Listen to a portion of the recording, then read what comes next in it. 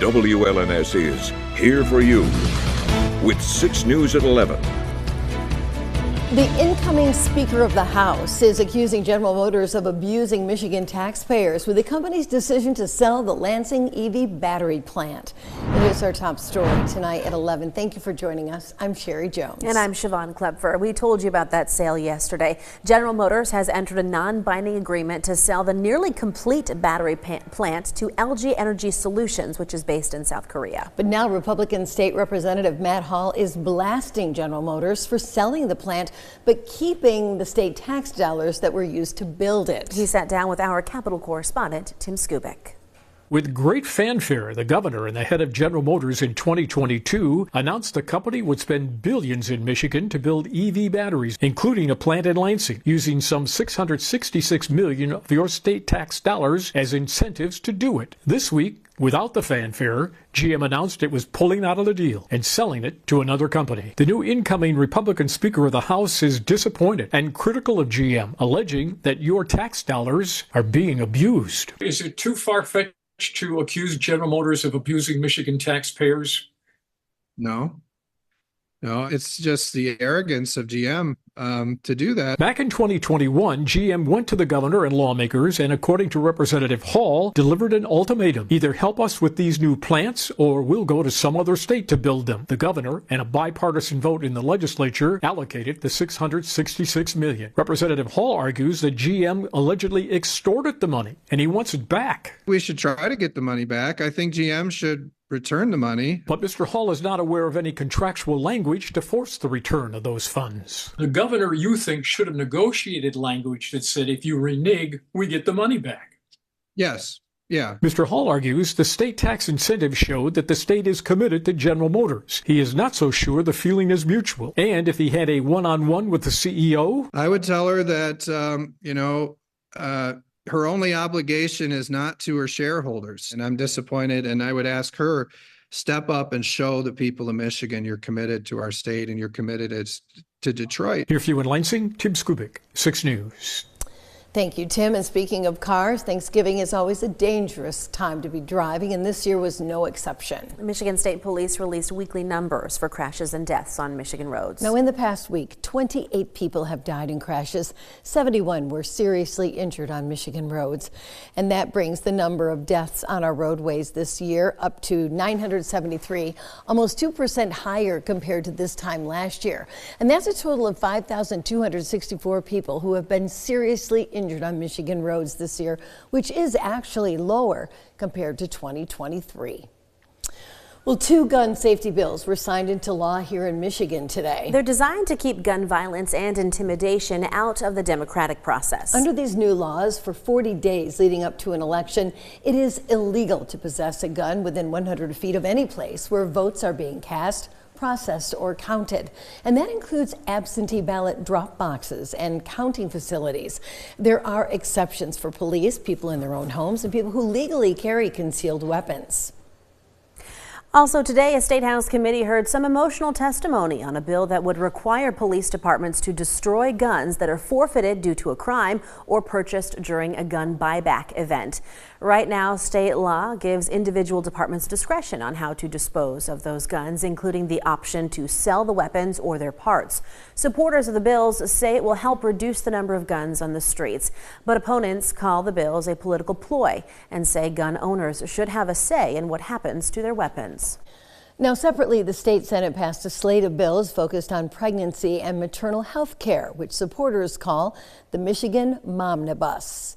It includes a bill to investigate and reduce discrepancies in maternal health care and deaths around the state, create new requirements for insurance coverage for pregnant women, increase mandatory reporting involving exposure to drugs, and support doula and midwife care. The bills would also update the state's Civil Rights Act, so discrimination based on sex would include discrimination against pregnancy or lactation.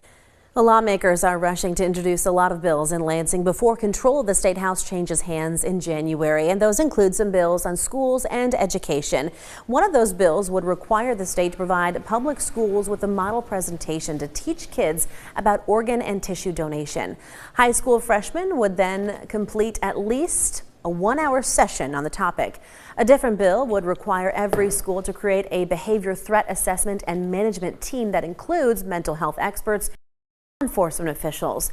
The team would be responsible for identifying concerning behavior and create ways for other people to report that behavior to officials.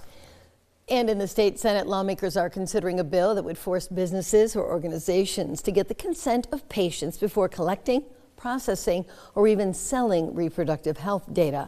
And that data could only be collected for certain reasons, such as protecting public health. Those organizations also could not give that data to the government except under specific circumstances. Well, the holiday shopping season is upon us. Yes, and while you're out finding that perfect gift, how about picking something up for kids who might otherwise go without? Yeah, that's a great idea because it is time for our annual Highfields Toy Drive.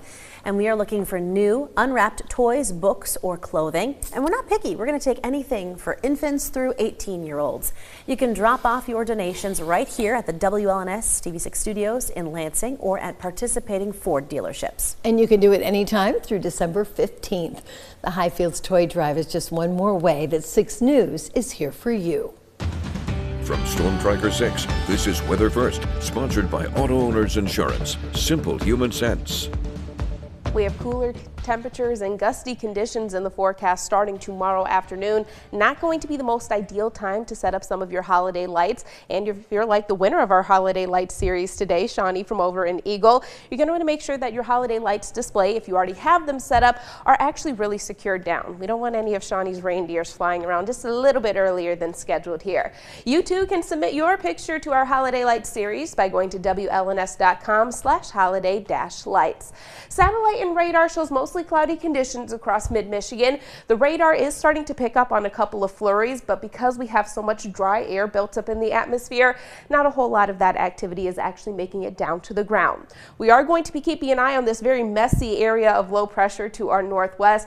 That is going to be our next system, bringing those cooler temperatures, gusty winds, and of course the chance for snow as well. Wednesday morning, we are going to start off cloudy. Most of the activity initially going to be well off to our north. Starting late Wednesday afternoon, right around 2-3 o'clock, that's when those scattered snow showers will be moving in. I am expecting at least some impacts to our Wednesday evening commute because we are going to start to see some slick and slushy spots on the roads, and at certain points in time we could see some pretty heavy bursts of snow across mid-Michigan. Gusty winds remaining in the forecast as we move into our Thursday, so more lake effect snow showers will be possible. Most of the activity for Thursday and thus most of the impacts that we see are going to be off to our southwest towards Grand Rapids, then over towards Kalamazoo as well. We're looking at anywhere between 1 to 2 inches widespread in terms of snowfall accumulations by Thursday evening. I wouldn't be surprised if we start to see isolated amounts closer to that 3-inch mark, especially for those along and south of I-94. Now, as I mentioned, in addition to the snow, we also have some really gusty conditions to talk about. Winds will be gusting between 30 and 35 miles per hour Wednesday afternoon. We will hold on to those breezy conditions Wednesday night and throughout the day on Thursday. And that means Thursday morning, we will likely be looking at wind chill temperatures in the single digits, if not just slightly below 0 across mid-Michigan. Today, however, was a pretty perfect day. We saw a few peaks of sunshine across the area that gave way to a beautiful sunset. Take a look at this time lapse that we have from our Jackson camera. A few peaks of sunshine allowed for those beautiful colors of red, purple, and of course eventually pink as that sun set on the horizon. Temperatures outside currently sitting in the mid to low 20s. We're at 23 degrees in Hillsdale. 26 our current temperature in Lansing. We will fall a few more degrees overnight tonight as this cloud cover sticks around. Those snow showers moving in tomorrow afternoon with highs near 34 degrees. Even though we will be cooling things down for Thursday and Friday with highs in the upper 20s and overnight lows in the teens, we do balance it out with highs in the low to mid 40s starting on Sunday.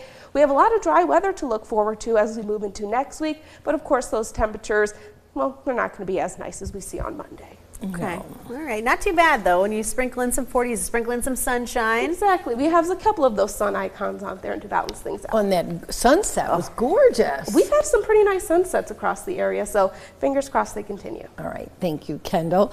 Well, 6 News brought back one of our favorite holiday traditions this year, and we need your help. Yes, we want to recognize remarkable women here in Mid-Michigan who are making a difference for their families and for the Mid-Michigan community. So to make a submission, click on the Remarkable Women section of our website website, which is WLNS.com. And then tell us all about the remarkable woman in your life. We're going to pick 4 women and profile them during Women's History Month in March. You have until December 20th to nominate someone. Coming up after the break, political turmoil in South Korea. We will get you up to date on what's happening and how the rest of the world is responding when 6 News at 11 returns. That and much more straight ahead. Keep it right here.